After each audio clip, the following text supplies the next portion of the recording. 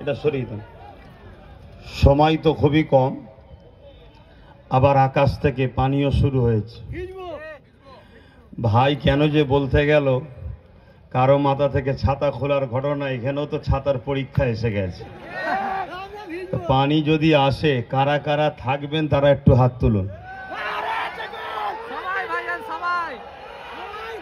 এখন ছাতা কিন্তু আমার কাছেও নেই, আপনাদের কাছেও নেই, ভিজতে পারবেন তো?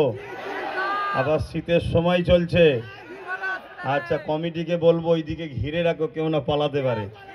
হাত তুলেছে ভিজবো বলে আর পালাবে এমনটা না হয়। তো যাক, সংক্ষেপ সময়, পানি আবার জোরেই আসছে, সত্যিই আসছে। তো দেখা যাক না কি হয়। কি বলছেন, বলবো না থাকবে? শেষে বক্তব্য দিয়া খুব সমস্যা, কেন সবাই সব কিছু বলে দেয় আর লাস্টে বাকি থাকে আমার পালাই। তা আমি কি আর আলোচনা করব, আমি এতটুকুই আলোচনা করি, এ লড়াই আজকে শেষ নয়, এ লড়াই আগামী তো হবে না, আজ থেকেই বন্ধ হবে। এটা পূর্ব মাদানীপুর কলাঘাট থেকে শুরু হয়েছে, একেবারে শেষ দিকে শুরু, কলাঘাটের শেষ প্রান্তে। আমি চাই পূর্ব মাদানীপুর, যেটা আমার দাদু হজরতে হাজি মুস্তফা এরাদের কম্পিউটার কি বলে, এরা এদের এই মিডিয়া ভাইগুলো একটু জিনিসপত্র ঢেকে লিখ, কারণ এদের একটা বড় অবদান আছে ভাই, এদের জন্যই তো খবর সব জায়গায় সম্প্রচার হয়। অতএব এদেরকে একটু সুযোগ দেন। তা শোনেন, এদিকে শোনেন, ওদের একটু কাজ করতে, আর তোমরা একটু তাড়াতাড়ি করে নাও। এমনি পানির সময় বুঝতে পারছো বসিয়ে রাখাটা অনেক প্রেমের ব্যাপার, বুঝে আসছে।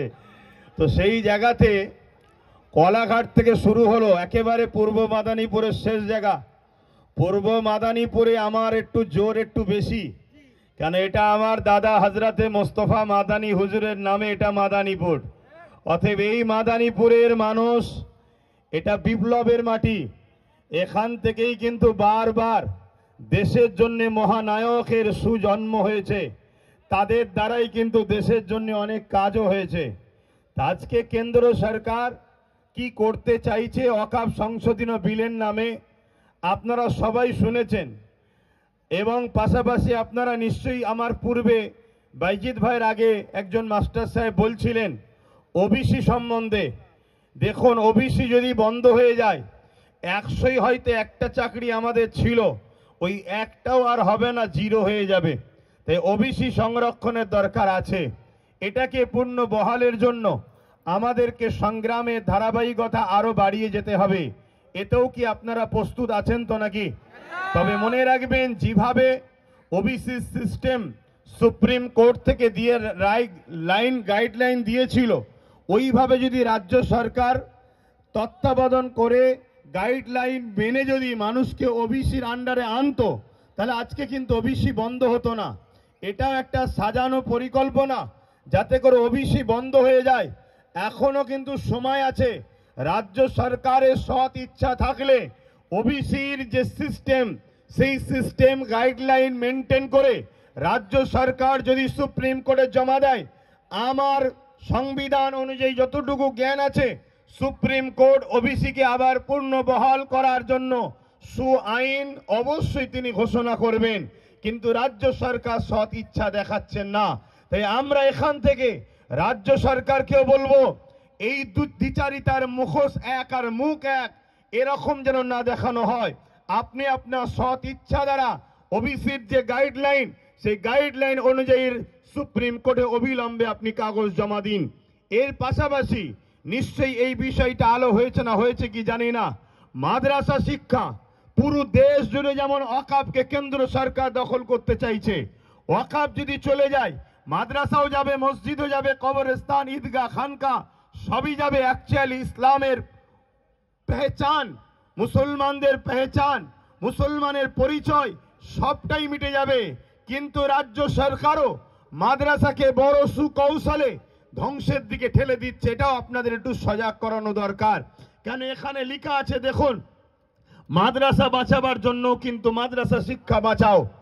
আপনারা নিশ্চয়ই জানেন, স্কুল কলেজ যেখানেই হোক, পরীক্ষা দিবার পরে একটা মার্কশিট দেওয়া হয়, রেজাল্ট।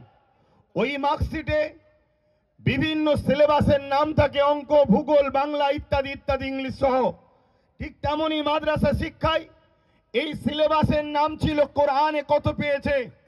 কিন্তু আপনারা জানেন কি জানেন না, উলামা হযরত, ইমাম সাহেব হযরত, মুসলিম সমাজ প্রেমী মানুষ, আপনারা মন দিয়ে শোনেন, আমরা যাকে আপনারা এত ভালোবাসলেন, তিনি ক্ষমতার পাওয়ারে মাদ্রাসা শিক্ষা থেকে বড় প্ল্যান মাফিক এই পশ্চিম বাংলায় কোরআনকে তুলে দিয়েছে।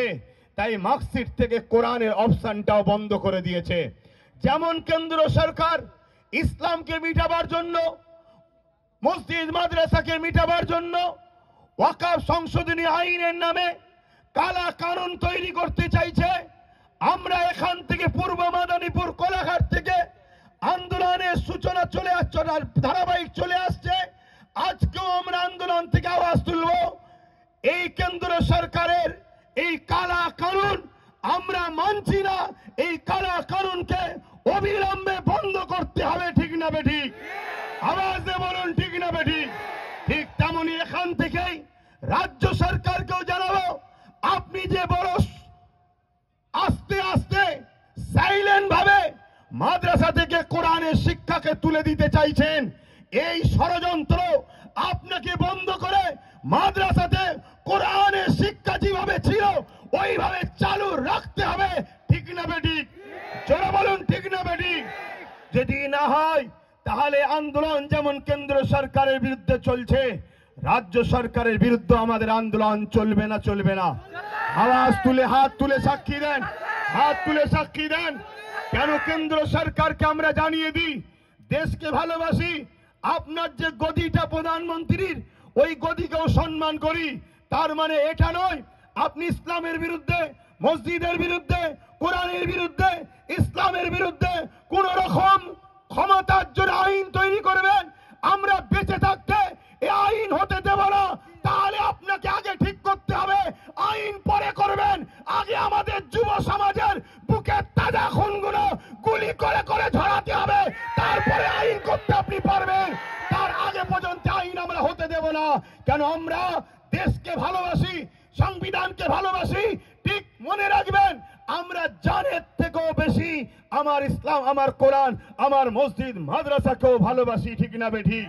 ঠিক তেমনি রাজ্য সরকারকেও বলবো, আপনিও মনে রাখবেন, আমরা হয়তো মুসলিম সমাজের 27% মানুষ আপনাকে বিশ্বাস করে ভোট দিয়েছে, বিজেপির ভয় দেখিয়ে, বিজেপির ভয়ে সব হয়তো আপনার করে উঠেছে। তার মানে এটা নয় আপনিও এই ক্ষমতা নিয়ে মাদ্রাসা থেকে কোরআনের শিক্ষাকে তুলে দেবেন, কোরআনকে মিটাবার প্ল্যান করবেন। তাহলে মনে রাখবেন, আমরা 27% কেন, যত পার্সেন্টই আছি, আমরা বুকে তাজা খুন দিয়ে হলো বিজেপির ভয় না করে বিজেপিকেও যেমন উৎখাত করব, আপনাকেও কিন্তু উৎখাত করে আমরা ছাড়বো। এই লড়াই চলতে থাকবে। অতএব আমাদের লড়াই, আমাদের আন্দোলন, আমার ধর্ম, আমার ইসলাম, যেটা আমার সংবিধান আমাকে রাইট দিয়েছে, তার উপরে কেন্দ্রও যেন হাত না দেয়, রাজ্যও যেন হাত না দেয়। এটা আমাদের আন্দোলন চলবে, ঠিক না বেঠিক? কিন্তু বলার তো অনেক কিছু আছে, তারপরেও পানি এসে বীজখানে। এ ভাইয়েরা একটু মোবাইল টোবাইলে ব্যস্ত হয়ে গিয়েছিল, মিডিয়া ভাইয়েরা, দেখ এখন আর ব্যস্ত হননি। কিন্তু তারপরেও পূর্ব মাদারীপুর থেকে আমি একটা বিষয় নিয়ে প্রথম আলোচনা শুরু করব। ওয়াকফ নিয়ে তো অনেকে বলেছে, আমি একটু বলছি, কিন্তু তার আগে একটা বিষয় আপনাদের সকলের দৃষ্টি আকর্ষণ করছি। পূর্ব মেদিনীপুরের একজন ব্যক্তি শুভেন্দু অধিকারী জিনার নাম, তিনি কিছুদিন আগে তিনার মাথায় সেকুলার ভূত চেপেছিল। তাই তিনি আমাদেরই সাথে, মোল্লা মলি সাহেব, আমার সাথে নয়, অনেক পীর সাহেব পীরজাদার সাথে ইফতার পার্টিতেও গেছে, তরমুজও খেয়েছে। হঠাৎ করে সেকুলার ভূত ওনার নেবে গিয়ে এখন কমলার ভূত নেবেছে। উনি বক্তব্য দিতে দিতে আমার দেশের সংবিধানের বিরুদ্ধে বক্তব্য দিচ্ছে। তাই এখান থেকে আওয়াজ তুলবো, শুভেন্দু অধিকারী বাবুকে, আপনি রাজনীতি করছেন, রাজনীতি করুন, ধর্মীয় ধর্ম খেলা করবেন না। কেন ধর্ম এমন একটা মহব্বত, ভালোবাসার জিনিস, এই আগুনে কিন্তু আপনার রাজত্বের সব শেষ হয়ে ধ্বংস হয়ে যাবে। এটা সতর্ক আপনাকেও করে দিচ্ছি। তিনি এই পূর্ব মেদিনীপুরের বক্তব্য দিতে দিতে বলেছে যে পশ্চিম বাংলায় হিন্দু সরকার করব, হিন্দু সরকার করব। আমি শুভেন্দু বাবুকে জানতে চাই, হিন্দু ভাই বোন বাবা মাদেরকে এতটাই মূর্খ মনে করেন? ৭৭ বছর সে স্বাধীন হয়েছে, সেইখান থেকে আজ পর্যন্ত পশ্চিম বাংলায় যত মুখ্যমন্ত্রী হয়েছে সবাই হিন্দু মুখ্যমন্ত্রী ছিলেন, মুসলমান কেউ হয়নি। কিন্তু আজকে আপনি রাজ্য সরকারকে কি সরকার বুঝাতে চাইছেন? মুসলিম সরকার। আমাদের চোখকে ঘোরাতে চাইছেন, আমাদের মাইন্ডকে ডাইভার্ট করতে চাইছেন। আপনারা দুজন সেটিং করে একসাথে বসে চা খেচ্ছেন, তার বেলায় সমস্যা নাই, অথচ বাইরে বেরিয়ে হিন্দু মুসলমান করে আমার বাংলা সম্প্রীতিকে নষ্ট করতে চাইছেন। আপনি কিন্তু এই আগুন লেগে খেলা করছেন, আগুন লেগে খেলা করা বন্ধ করুন। আপনি বলছেন হিন্দু সরকার করতে হবে। আমি জানতে চাই, বাংলায় কি হিন্দু সরকার নাই? হিন্দু সরকার তো রয়েছে। মমতা ব্যানার্জি ধর্মীয় পরিচয়, তিনি হিন্দু। বিভাজনে আমি যাচ্ছি না, সত্যটা বলছি। কিন্তু আপনাকে আমি আর একটা প্রমাণ দিচ্ছি, দীঘার মতো পিকনিক স্পটে, দীঘার মতো বেড়াবার জায়গায় আজকে সেখানে ধর্মস্থান হিন্দুদের মন্দির তৈরি হচ্ছে। আমি তাতে বিরোধী নয়, ঘৃণার দিকে যাচ্ছি না। তিনি দেশে রাজ্যের মাথায় বসে আছে, তিনি রাজ্যের পয়সাকে নিয়ে মন্দিরের পিছনে করে রাজ্যকে গরিব করবে কি না করবে রাজ্যের জনগণ বুঝে নেবে তার সাথে। কিন্তু আমি বলতে চাইছি, তিনি হিন্দু দরদি বলেই তো দীঘাতে কোনো মসজিদ করে নেই, সেখানে মন্দির তৈরি করছে। অথচ আজ থেকে দাবি করছি, তিনি তো বলে আমি সর্বধর্মের মানুষের নেতা, তাই সর্বধর্মের মানুষের নেতা হিসাবে আমি মুসলমানও এখান থেকে আওয়াজ তুলছি। দীঘায় যেমন 200 কোটি টাকা দিয়ে মন্দির করছেন, আপনি তো বলেছেন সংখ্যালঘুকে বেশি ভালোবাসি, কমসে কম 300 কোটি টাকা দিয়ে দীঘায় একটা মসজিদের আবদার আমরা রাখলে এটা করতে হবে। যদি আপনি না করেন তাহলে জানবো আপনার মুখ এক মুখোশা, ঠিক না? ঠিক। আর এখানেও বলে যাচ্ছি, বলতে পারে 26 পার হলে দেখব। আমি বলবো 26-এর আগে জায়গা কিনে, জায়গা যে আছে অ্যালাইনমেন্ট করে, শিলান্যাস করে ভিত শুরু করেন, না হয় জানবো আপনারা দুজন শুভেন্দু অধিকারী আর রাজ্যের সেটিং এ আছে। তুই আমায় গালি দিবি, আমি তোকে গালি দেবো, তুই এক অংশ ভাগ নিবি, আমি মোল্লা গুণের সব বুকা বেনিয়ে নিয়ে নেবো। এই নাটক কিন্তু বাংলার মানুষ ধরতে পারছে। তাই বলবো, এই জায়গা থেকেও আমাদের আন্দোলনের আওয়াজ আমরা রাজ্য সরকারের কাছে দীঘাতে একটা কমসে কম 300 কোটি টাকার একটা মসজিদের আবদার রাখছি। কি করতে হবে না? হবে না? শুধু মুসলমানদের নয়, বাকি ধর্মের মানুষগুলো কি দীঘায় যায় না? তাহলে তাদের কি হবে? তাদের জন্য ভাবতে হবে। তবে জানবো আপনি সবার জন্য ভাবছেন, সবার মুখ্যমন্ত্রী। কে একমত তো নাকি? হাত তুলে বলুন, একমত তো নাকি? একমত তো নাকি? একমত তো নাকি? এটা আমাদের অধিকার, দাবি আছে। কিন্তু আজ শুভেন্দু বাবু তিনি বারবার মানুষের চোখকে, আইকে অস করছে, এমন ভাবে বিভাজন তৈরি করতে চাইছে যেন রাজ্যের সিএম মুসলমানদের, উনি অন্য কোন একটা সরকার তৈরি করতে চাইছে। আরে আপনাদের কি সেটিং, এটা সবাই বুঝতে পেরে গেছে। তো যাক, আমি আবার ফিরে আসছি। এখানে আর একটা কথা বলি, আজকে বাংলায় নাকি জঙ্গিদের সরকার চলছে, বলছে না বলেনি? আচ্ছা, একটা রাজ্যে জঙ্গি সরকার, তার সাপোর্টারের সরকার রয়েছে, এরকম কথা যদি কেউ বলে তাকে অবিলম্বে অ্যারেস্টের দরকার আছে না নাই? শুভেন্দু অধিকারীর সঙ্গে মমতা ব্যানার্জির বন্ধুত্ব না ঝগড়া এখানেই প্রমাণ হবে। যদি অ্যারেস্ট করে জানবো সত্যিই ঝগড়া, অ্যারেস্ট যদি না করে জানবো সব তলায় তলায় মিল আছে। এই কথা একমত তো নাকি? আচ্ছা, আমি আমার জায়গায় পুনরায় ফিরে আসছি। ওয়াকফ নিয়ে একটু বলি এবারে, এটাই তো শেষ, বাকিটা সব বলা হয়ে গেছে। কিন্তু ওয়াকফ বিলে কি আছে এটা আমাদের একটু জানতে হবে। ওয়াকফ বিলের মধ্যে এমন কিছু আইন তৈরি করতে চাইছে সংশোধনের নামে, যে আইন দ্বারা দিনের মতো সত্য ওয়াকফ মুসলিমদের ব্যক্তিগত সম্পদ, এই সম্পদ আর মুসলমানদের হাতে থাকবে না। প্রথমে আমাদের জানা দরকার, শুধু কি মুসলমানদের এই ওয়াকফ সম্পত্তি আছে, অন্য ধর্মের ভাইদের নাই? হ্যাঁ আছে। এই ভারতবর্ষে দেওবত্ত সম্পত্তি আছে যেটা হিন্দু ভাইদের, এটাও আমাদের জানানো দরকার। না হয় হিন্দু ভাইদের কাছে গিয়ে ফিস ফিস করে জানানো হচ্ছে সব মুসলমানরা নিয়ে নিচ্ছে, মুসলমানদের সব হয়ে গেছে। শুনুন আমার হিন্দু ভাইদের, দুটো মন্দিরের যা জায়গা আছে ভারতবর্ষ জুড়ে মুসলমানদের অত জায়গা নেই। সেই দেবত্ব সম্পত্তি দুটো মন্দিরে আছে। সেই সম্পত্তি তাদের পূর্বপুরুষরা তাদের ধর্মীয় ভালোবাসায় তারা দান করেছে, উৎসর্গ করেছে। তাদের বিশ্বাস, আস্থা, ভক্তি, ভালোবাসা তাদের কাছে, যেটাকে বলা হয় দেবত্ব সম্পত্তি। ঠিক তেমনি এই ভারতবর্ষে আদিবাসী ভাইদের জল জঙ্গলের সম্পদ রয়েছে। সেই সম্পদ আজকে কোথায়? এইখান থেকে মন দিয়ে শুনুন। আদিবাসী ভাইদের জল জঙ্গলের সম্পদকে আজকে আইন করে কেন্দ্র সরকার দখল করেছে। সেই দখল করে সেখান থেকে আদিবাসী ভাইদের অধিকারকে হরণ করে দিয়ে ওই সম্পদের ওপরে বড় বড় কর্পোরেশনদের হাতে তুলে দিয়ে জঙ্গলকে পরিষ্কার করে বড় বড় শিল্পপতিরা সেখানে কলকারখানা তৈরি করছে, আবাদ করছে।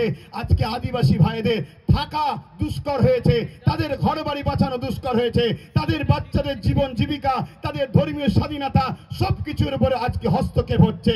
ঠিক তেমনি এটা 2023 আইনটা করেছিল। আজকে 2024 ওয়াকফকে নিতে চাইছে। কেন ওয়াকফকে নিতে চাইছে?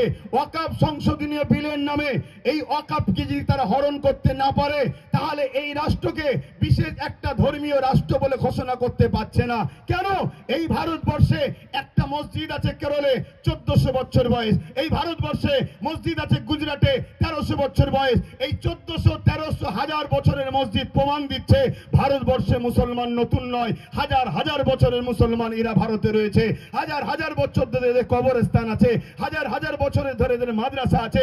এ থেকে প্রমাণ হচ্ছে যে স্বাধীনতার আগেও হাজার হাজার বছর ধরে এদেশে ভারতবর্ষে মুসলমান রয়েছে।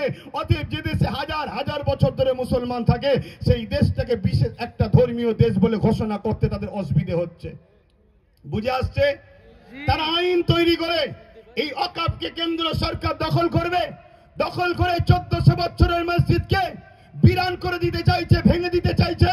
যেমন আজকে জল জঙ্গলি সম্পদ আদিবাসী ভাইদের হাত থেকে কেড়ে নিয়েছে, ঠিক তেমনি 1300 বছরের গুজরাটের মসজিদকে ভেঙে দিয়ে কর্পোরেশন প্রমোটিংদের হাতে তুলে দেবে। এক কথায় আদানি আম্বানির হাতে তুলে দেবে। আপনারা জানেন কি জানি না, বোম্বাই একটা বিশাল বাড়ি আছে, এমন করে রিলায়েন্স কোম্পানির যিনি মালিক তার বাড়ি রয়েছে। ওই বাড়িটা যে জায়গায় দাঁড়িয়ে আছে ওটা ওয়াকফ সম্পত্তি এবং এতিমখানার জন্য ওই সম্পদকে মুসলমানরা দান করেছে।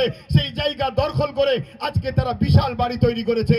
তাদের ভয় হয় কোনোদিন যদি মুসলমান তার সম্পদকে নিয়ে নেয়, তাহলে আমার বন্ধুর এই বাড়িটা চলে যাবে। এই কেন্দ্র সরকার এই ওয়াকফকে অ্যাক্টের নামে, সংশোধনের নামে নিজের সম্পদকে হরণ করতে চাইছে। এখানে যদি মসজিদ চলে যায়, মাদ্রাসা চলে যায়, কোরআন বলে কবরস্থান চলে যায়, এক কথায় ওয়াকফকে যদি নিয়ে নেয়, ভারতের মুসলমান শোনো, পশ্চিম বাংলার মুসলমান শোনো, তোমরা পরিচয় দিতে পারবে না তোমরা ভারতীয় ছিলে, তোমরা পরিচয় দিতে পারবে না।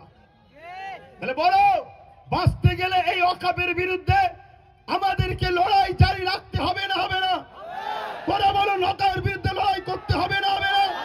তাতে যদি হাজারো প্রাণ বুলেটের গুলিতে, বোম বন্দুকের গুলিতে, কেন্দ্র জালিম সরকারের অত্যাচারে যদি আমাদের হাজার হাজার প্রাণ কুরবান হয়, মাতৃভূমি বাঁচাবার জন্য রক্ত দিয়েছি, ইসলামের অধিকার, ইসলামের সম্পদকে বাঁচাবার জন্য কারা রক্ত দিতে পারবেন? উঠে দাঁড়িয়ে যান। কারা রক্ত দিতে পারবেন? উঠে দাঁড়িয়ে যান। হাত তুলে বলুন, রক্ত দিতে পারবেন? মসজিদ বাঁচাবার জন্য পারবেন? কোরআনের পক্ষে, দিন ইসলামের পক্ষে, নিজের অধিকারের জন্য সংবিধান আপনাকে রাইট দিয়েছে, এই অধিকারের জন্য রক্ত দিতে পারবেন? কথা দিচ্ছেন পারবেন তো নাকি? এই লড়াই আজকে শেষ হলে হবে না।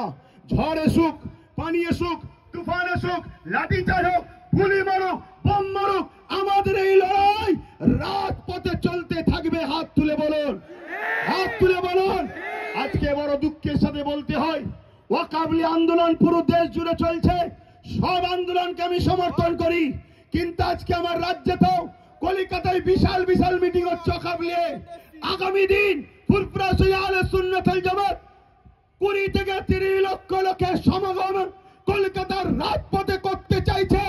আপনারা ওই 20-30 লক্ষের মধ্যে আপনারা কেউ সামিল হতে ইচ্ছুক আছেন? হাত তুলে বলুন আছেন? কিন্তু এই লড়াই আমাদের বড় ভয়ানক হবে, ওই লড়াই কিন্তু বিশাল হবে। প্রয়োজন হলে আমরা মাসকে মাস কলিকাতাতে রয়েও যেতে পারি, রাজি আছেন? বলুন, নিজের বাচ্চাদের ভবিষ্যতের জন্য থাকতে ইচ্ছুক আছেন? হাত নামান। আন্দোলন তো এইভাবে হয়। আর একটা কথা বলে যাই, আজকে যারা আন্দোলন করছে এদের আন্দোলনকে সাধুবাদ জানাই, কিন্তু এদেরকে জিজ্ঞাসা করুন কেন্দ্র সরকার যেমন ওয়াকফ বিল অ্যাক্টের নামে আইন তৈরি করে ওয়াকফকে লুটতে চাইছে, ঠিক তেমনি এখনো কিন্তু আইন করতে পারে না, আন্দোলন চলছে। কিন্তু আমার রাজ্য 1,45,000 বিঘের উপরে একর সম্পত্তি আমার রাজ্যেতে বেদখল হয়ে আছে, আমার রাজ্যের মধ্যে রয়েছে, কিন্তু বেদখল হয়ে আছে 75,000 বিঘে একর জমি। এটা এখনো উদ্ধার হয়নি। এই বিষয়েও আন্দোলনের দরকার আছে না না? কেন্দ্র সরকার যে আইন করতে চলেছে এখন আইন করতে পারেনি, তার চক্রান্ত সে পা দিয়েছে। সব জায়গায় আন্দোলন শুরু হয়েছে, সে চক্রান্ত থেকে পিছিয়েছে, কিন্তু এখনো 1995 আইন এখনো লাগু আছে। সেই আইন অনুযায়ী ওয়াকফের যারা দায়িত্ব আছে আমার রাজ্যেও যারা রয়েছে তারা আমার রাজ্যের ওয়াকফ সম্পদকে এখনো কেন উদ্ধার করছে না, এখনো কেন ডিজিটালকরণ করে নেটের নামগুলো তুলছে না? এই গাফলতি করার পিছনে আমার বলতে বাধ্য হচ্ছি, যাতে করে কেন্দ্র আইন করে আর এই সম্পদগুলোকে দখল করে দেয়। তার জন্য এই গাফলতি ষড়যন্ত্র চলছে, ঠিক না বেঠিক? জোরে বলুন ঠিক না বেঠিক? আমি আপনাদেরকে একটা তথ্য দিয়ে যাচ্ছি। উত্তর 24 পরগনা হাড়ুয়া পীর আব্বাস আলী গোড়াচাঁদ রহমাতুল্লাহ আলাইহি বলে একজন আল্লাহর ওলি রয়েছে, তিনার মাজারের 900 বিঘে জায়গা। একটু সারা দেবেন, কত বিঘে? 900 বিঘে জায়গা। আজকের দিনে সেই জায়গাটা দাঁড়িয়েছে মাত্র 92 শতক। 900 বিঘে থেকে দাঁড়িয়ে আছে বর্তমান কত? 92 শতক। 3 বিঘাও নয়, তাহলে 897 বিঘে জায়গা এখনো ভারত পশ্চিম বাংলার হারু আব্বাস আলী হুজুরের বেদখল হয়ে আছে। রাজ্য সরকার বলেছিল ওই জায়গাগুলোকে উদ্ধার করে দেবে। এই আন্দোলনটাও আমাদের করা দরকার আছে না নয়? আছে না নয়? কিন্তু আজ আমরা দুঃখিত, আমরা দেখছি কলিকাতা ভরি আন্দোলন হচ্ছে, কিন্তু রাজ্য সরকারের এই ওয়াকফ বাঁচাবে বলেছিল, এ বিষয়ে একটাও কথা হচ্ছে না। কোন এক জায়গায় আমার বলতে বাধ্য হচ্ছি, কেন্দ্রের বিরুদ্ধে রাজ্যকে সাপোর্ট করা ষড়যন্ত্র চলছে না তো? এই আন্দোলনে আমরা নয়, আমরা মসজিদের পক্ষে যে আন্দোলন হবে, কোরআনের পক্ষে যে আন্দোলন হবে, ওয়াকফের প্রকৃত পক্ষে যে আন্দোলন হবে, সে আন্দোলনের সঙ্গে আমরা হাতে হাত মিলিয়ে, কাঁধে কাঁধ মিলিয়ে, বুকে তাজা খুন দিতে হলো। আমরা সংবিধান যে রাইট দিয়েছে ওই রাইটের জন্য আন্দোলনে প্রত্যেকটা জায়গায় কি বলে হাজির হতে রাজি আছি, ঠিক না বেঠিক?